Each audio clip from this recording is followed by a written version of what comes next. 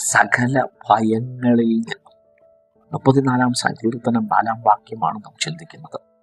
മനുഷ്യന്റെ ജീവിതത്തിൽ ഭയം വല്ലാതെ വേട്ടയാടാറുണ്ട്. രാത്രിയിലെ ഭയം, രോഗഭയം, നാളെയെക്കുറിച്ചുള്ള ഭയങ്ങൾ മനുഷ്യന്റെ ജീവിതത്തിൽ അത് വല്ലാതെ സ്വാധീനം ചെലുത്താറുണ്ട്. എന്നാൽ സങ്കീർത്തനക്കാരൻ ഇവിടെ രേഖപ്പെടുത്തിയിരിക്കുകയാണ്, ഭയം ജീവിതത്തിൽ നേരിട്ടപ്പോൾ യഹോവയോട് അപേക്ഷിച്ചു, ദൈവത്തോട് പറഞ്ഞു. മനുഷ്യരോടല്ല, ദൈവത്തോട് അപേക്ഷിച്ചു.